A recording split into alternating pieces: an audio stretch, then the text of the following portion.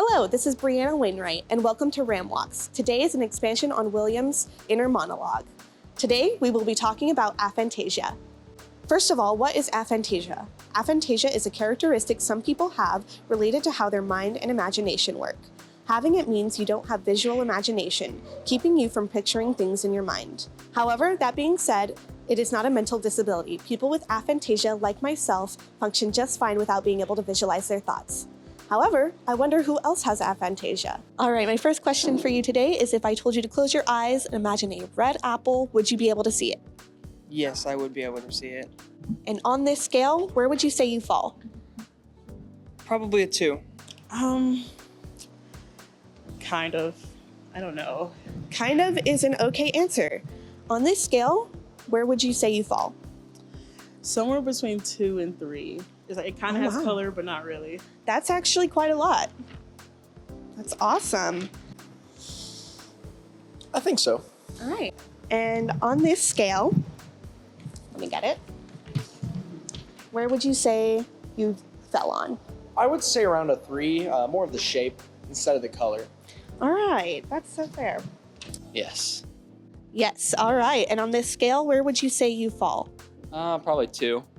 Oh, wow, a 2. Yeah. Not really, but not. That makes sense. It does make sense, actually, because I have a scale here. And on this scale, would you tell me where you fall? I would probably fall more into the 4 category, because it's like I can see it, but it's like almost in a subsection, but like it's not exactly just nothing. So Yeah. 4 is probably the most similar. All right, very awesome. Question number 3 is, do you know what aphantasia is? I do not know what that is. I don't know what aphantasia is. I do not. I do not. I do not. Well, it is the inability to visualize things in your brain. So people with aphantasia fall on a 5. Okay. Question number 4 is, are you an artist? Absolutely not. That's falling in line with my theory that I have working. No, I'm not an artist. All right, that's very interesting. I would consider myself an artist, more of, obviously not in the same painting side, but more like in the theater side. Like, I find that as an art form. Also music, love music. I find that as, being able to, I guess in the thing, I see almost like in music, I can kind of visualize it more than I can just a red apple. Because I think about it, I can see a chord, I can see stuff like that. But if I ask to see an apple, it's worse, I guess. Interesting, very interesting. Do you draw at all, though? I used to, I don't really anymore, because it's kind of just become out of touch with it, I guess. My last question for you is, are you an artist? I am not an artist, very much not so. Interesting, that falls in line with what my theory is. Now, I have a working theory, so my last question is, are you an artist? Like, do you draw? No, I do not.